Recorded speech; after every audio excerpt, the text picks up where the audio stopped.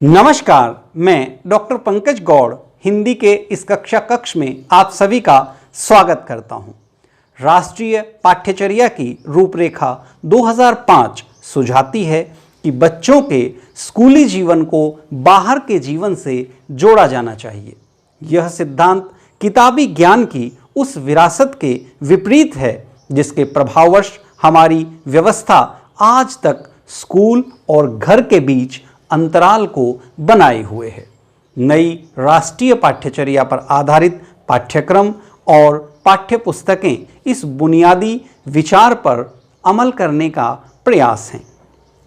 इस प्रयास में हर विषय को एक मजबूत दीवार से घेर देने और जानकारी को रटा देने की प्रवृत्ति का विरोध शामिल है। आशा है कि ये कदम हमें राष्ट्रीय पाठ्यचर्या शिक्षा नीति 1986 से वर्णित बाल केंद्रित व्यवस्था की दिशा से दूर ले जाते हैं। तो इस दूरी को पास कैसे लाया जाए?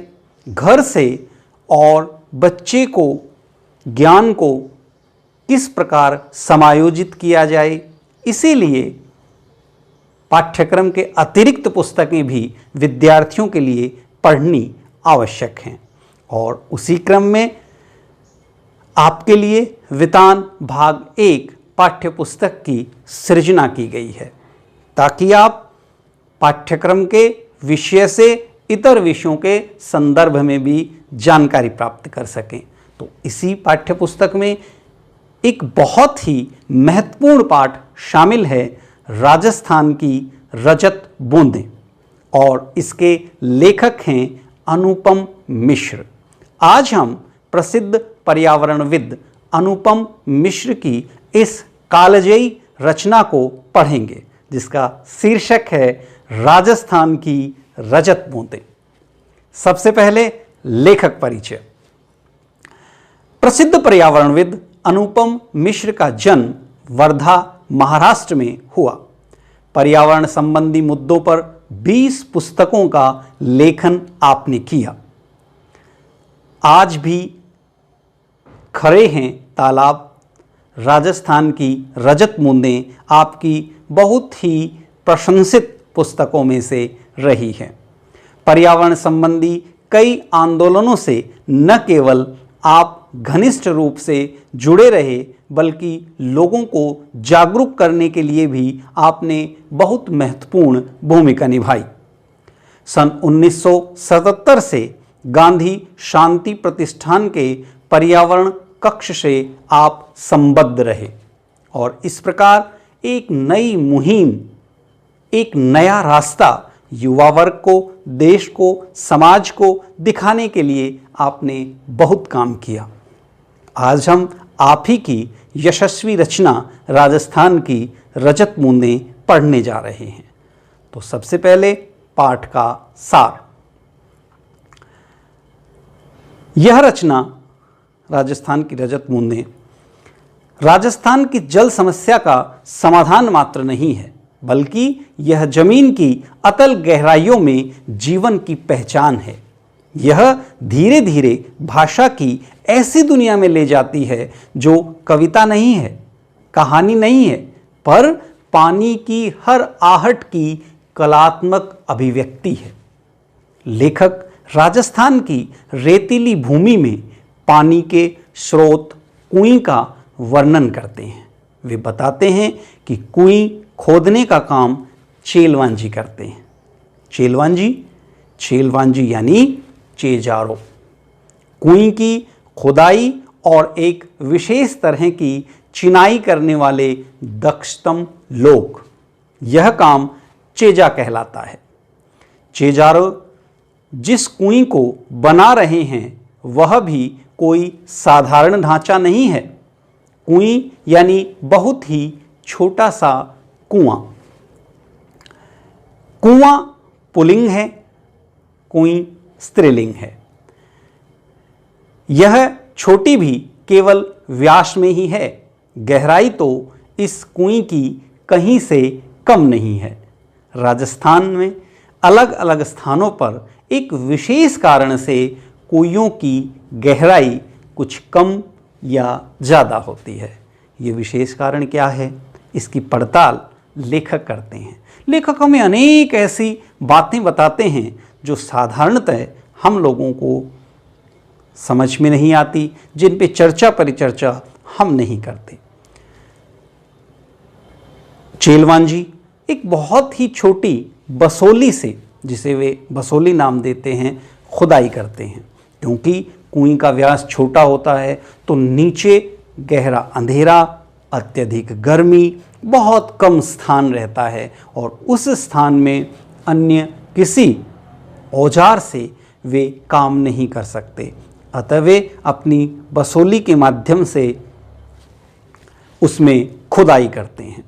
गर्मी कम करने के लिए बाहर खड़े लोग बीच में मुट्ठी भर रेत बहुत जोर से नीचे फेंकते हैं। इससे ताज़ी हवा अंदर आती है और गहराई में जमा दम घोटू गर्म हवा बाहर निकलती है। चेलवांजी सिर पर कांसे, पीतल या अन्य किसी धातु का बर्तन टोप की तरह पहनते हैं ताकि चोट न लगे। थोड़ी खुदाई होने पर इकट्ठा हुआ मलबा बाल्टी के जरिए बाहर निकाला जाता है। चेलवांजी कुएं की खुदाई व चिनाई करने वाले प्रशिक्षित लोग होते हैं। कुएं से छोटी होती है परंतु गहराई कम होती है। कुएं में न सतह पर बहने वाला पानी आता है और न भूजल। मरुभूमि में रेत अत्यधिक है। चारों तरफ जहां आप देखेंगे आपको रेत ही रेत दिखाई देगी। इसलिए कहते हैं धरती धोलानी। तो वहाँ रेत के बहुत अधिक टीले हैं। यहाँ वर्षा का पानी शीघ्र ही भूमि में समा जाता है। रेत की सतह से 10-15 हाथ से 50-60 हाथ नीचे खड़िया पत्थर की एक पट्टी चलती है। कुइयों में पानी रोकने में महत्वपूर्ण भूमिका निभाती है। इस पट्टी से खारा पानी मीठे पानी के साथ मिल नहीं पाता। पीने के पानी के लिए कुइयाँ ही बनाई जाती हैं, क्योंकि पट्टी के बारे में पता लगाने की भी अपनी तकनीक है। जिस स्थान पर पानी, बारिश का पानी लंबे समय तक ज़मीन में नहीं रमता तो मान लिया जाता है कि यहाँ वह पट्टी चल रही है जो ऊपर के पानी को नीचे के पानी से मिलने से रोकती है। यह पट्टी वर्षा के पानी वह गहरे खारे भूजल को मिलने से रोकती है। अतः बारिश का पानी रेत की नमी की तरह फैल जाता है। रेत के कण अलग अलग होते हैं, वे चिपकते नहीं।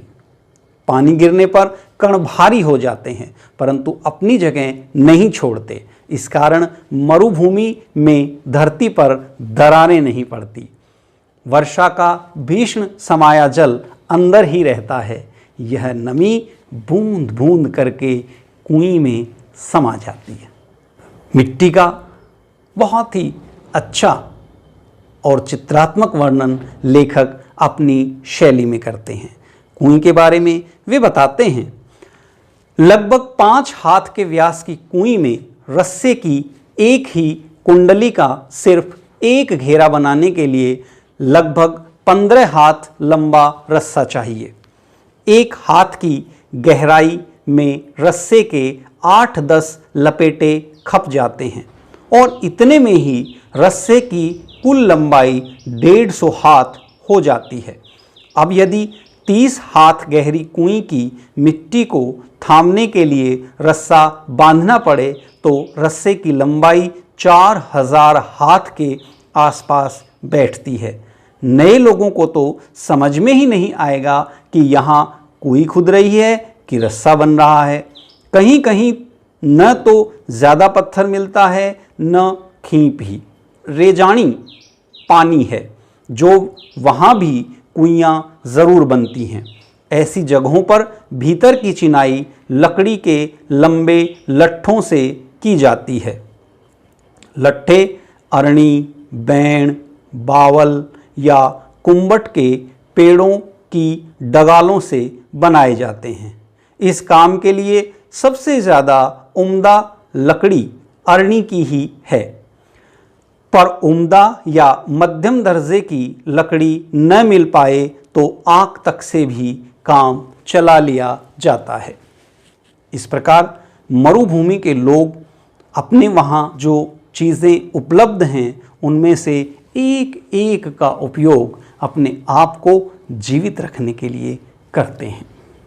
मरुभूमि में जो पानी पाया जाता है, जिसे लेखक राजस्थान की रजत बूंदें कहते हैं, जिनकी तुलना वे चांदी के साथ करते हैं, वह पानी 3 रूपों में बांटा जाता है। पालर पानी यानी सीधे बरसात से मिलने वाला पानी, यह धरातल पर बहता है। दूसरा है पाताल पानी, जो कुओं में से निकाला जाता है, और इसका तीसरा रूप है रेजानी पानी। यह धरती के नीचे उतरा परंतु पाताल में न मिलने के कारण रेजानी कहलाया। लेखक इस संदर्भ में लिखते हैं, पालर पानी और पाताली पानी के बीच पानी का तीसरा रूप है रेजानी पानी। धरती से नीचे उतरा लेकिन पाताल में न मिल पाया, पानी रेजानी है।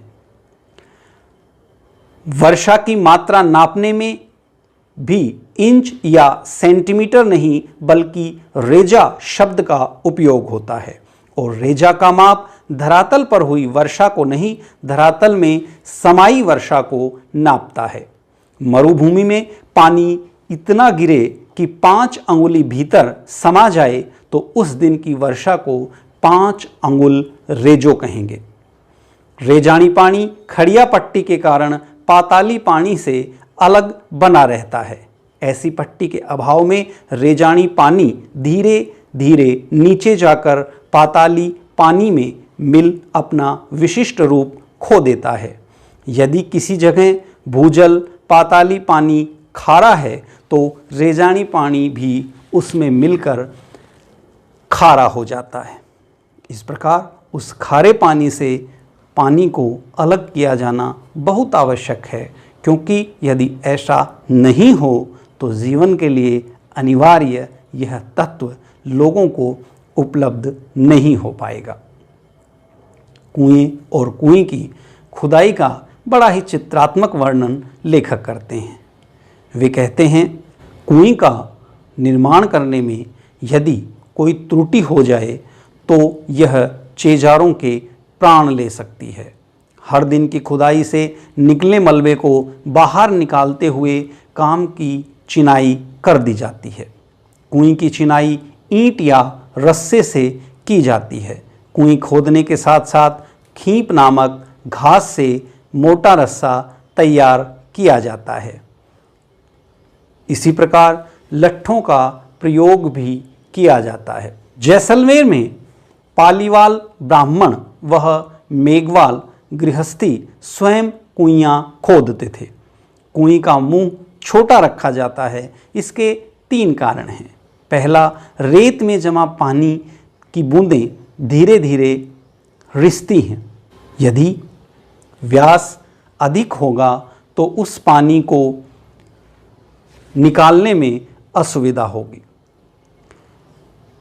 अतः कुएं और कुएं के निर्माण के पीछे पीढ़ियों का अनुभव काम करता है। लेखक वहाँ की रेत के संदर्भ में भी बड़ी गहरी और शोधात्मक टिप्पणियाँ करते हैं। वे कहते हैं, रेत के कण बहुत ही बारीक होते हैं। वे अन्यत्र मिलने वाली मिट्टी के कणों की तरह एक दूसरे से चिपकते नहीं। जहाँ लगाव है वहाँ अलगाव भी होता है।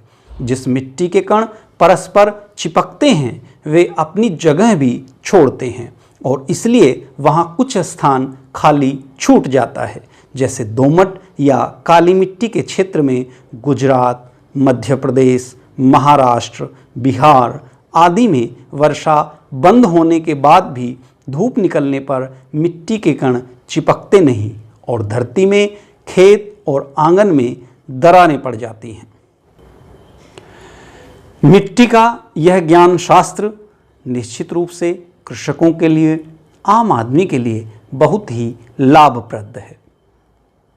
रेगिस्तान में, राजस्थान में पानी की संरक्षा, सुरक्षा करना बहुत ही आवश्यक है। कुएं का मुंह छोटा रखा जाता है, उसके पीछे भी वैज्ञानिक कारण हैं। लेखक बताते हैं कि छोटे व्यास की कुएं में पानी 2-4 हाथ ऊंचाई ले लेता है। पानी निकालने के लिए वहाँ चड़स का इस्तेमाल किया जाता है, जो विशेष रूप से पानी निकालने के लिए ही बनाई जाती है। छोटे मुंह को ढक्कन से ढकने में भी सुविधा रहती है, जिससे वाष्प कण नहीं बनते और कुएं का पानी भाप बन करके उड़ता नहीं है। उसकी संभावनाएं बहुत कम रह जाती हैं। साथ ही पानी की बहुत अधिक आवश्यकता होने के कारण ढक्कन लगाने से उसकी चोरी की संभावनाएं भी कम हो जाती हैं। वहाँ सभी को कुइयाँ बनाने की इजाज़त नहीं मिलती और नई कुएं का निर्माण भी अपने आप में एक उत्सव है। कुएं गहरी हो तो उससे पानी खींचने के लिए ऊपर घिरनी या चक्री लगाई जाती है। यह गरेड़ी, चरखी या फरेड़ी भी कहलाती है। जैसा कि हमने चर्चा की कि वहाँ खड़िया पत्थर की जो पट्टी गुजरती है वही इन कुइयों के भविष्य को तय करती है, तो लगभग आपको वहाँ हर घर में कुएं मिलेगी, क्योंकि कुएं निजी संपत्ति होते हुए भी सार्वजनिक संपत्ति मानी जाती है। इन पर ग्राम पंचायतों का नियंत्रण रहता है। किसी नई कुएं की स्वीकृति के लिए आपको बहुत कम संभावनाएं हैं कि पंचायत से अनुमति प्राप्त हो सके। लेखक बताते हैं, रेत के नीचे सब जगह खड़िया की पट्टी नहीं है, इसलिए कुएं भी पूरे राजस्थान में नहीं मिलेंगी। चूरू, बीकानेर, जैसलमेर और बाड़मेर के कई क्षेत्रों में यह पट्टी चलती है और इस कारण वहाँ गांव-गांव में कुइयाँ ही कुइयाँ हैं।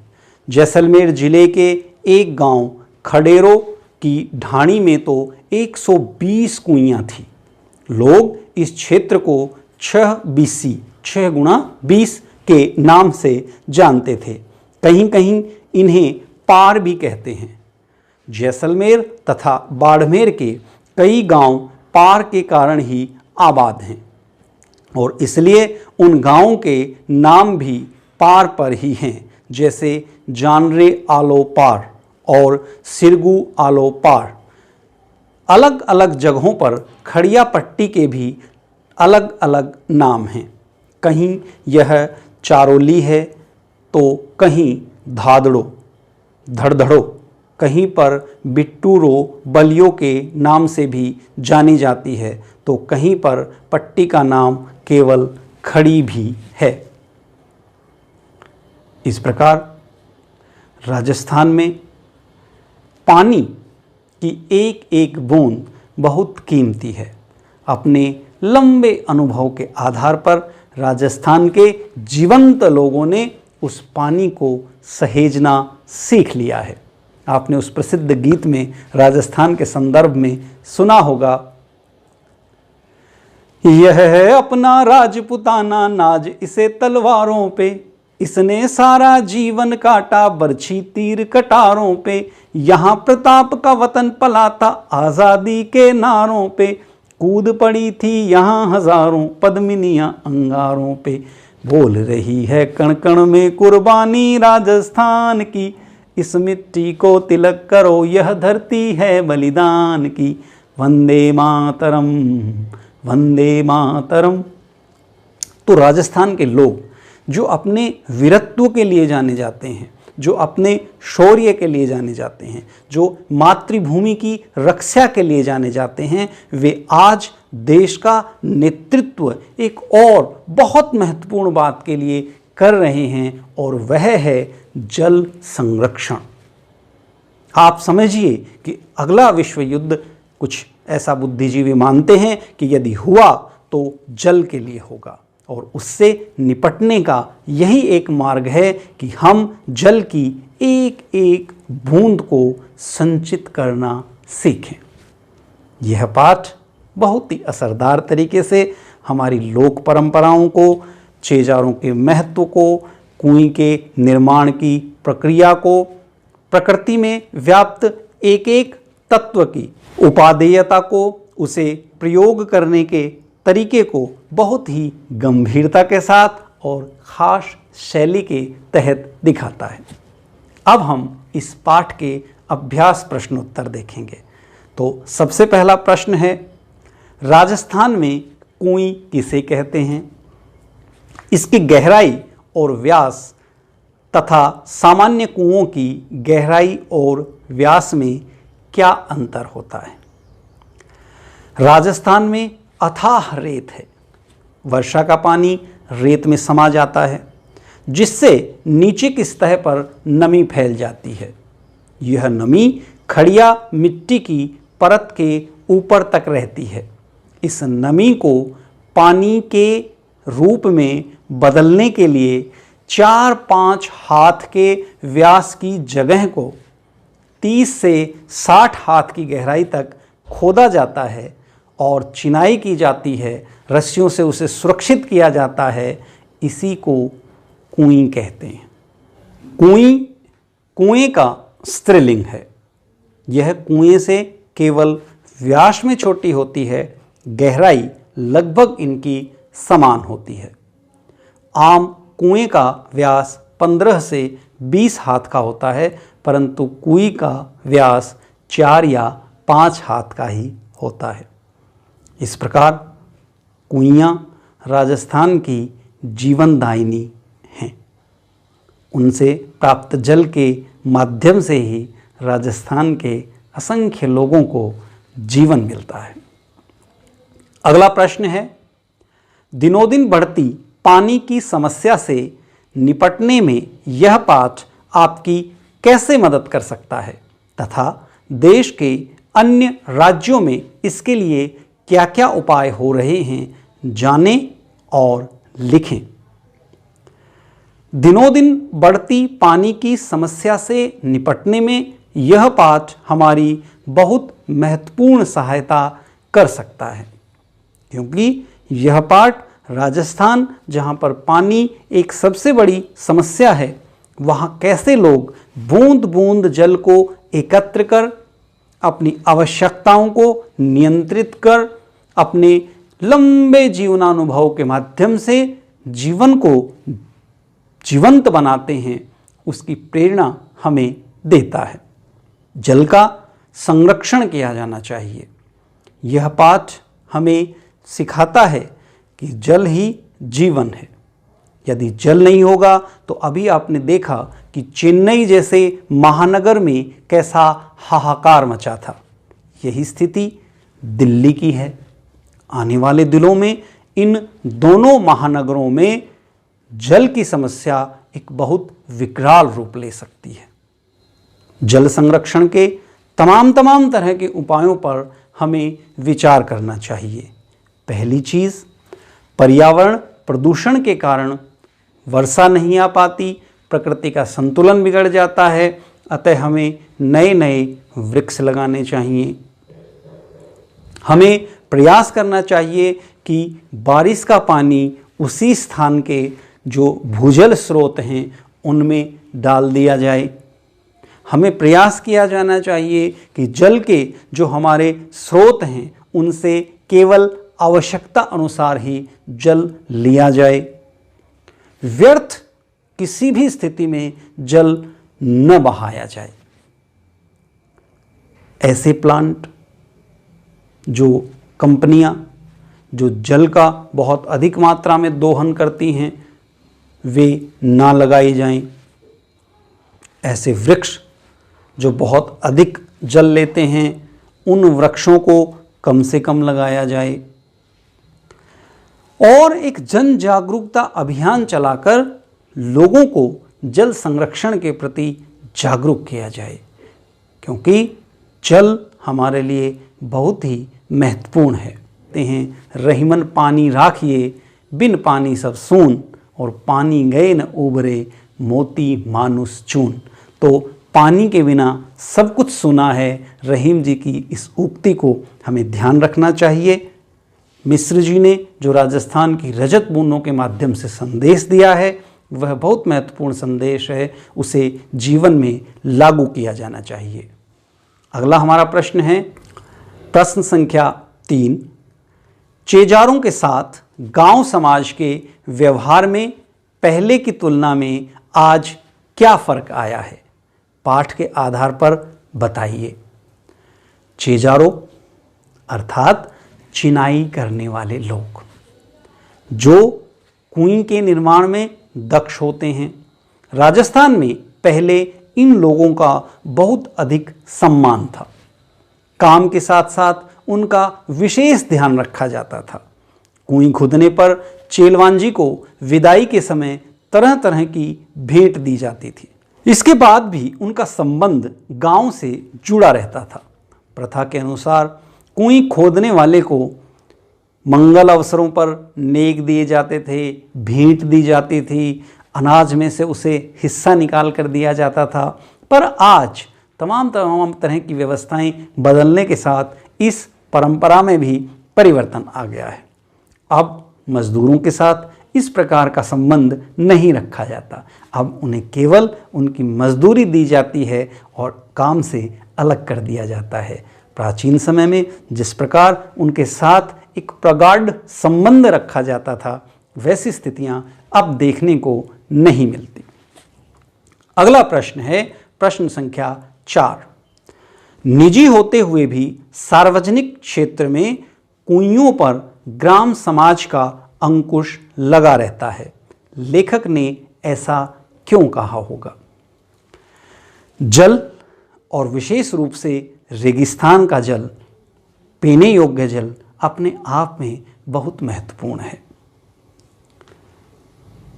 वहां पर यदि जल का मनमाने ढंग से उपयोग हो तो वह पूरे समाज के लिए एक बहुत बड़े संकट का कारण बन सकता है।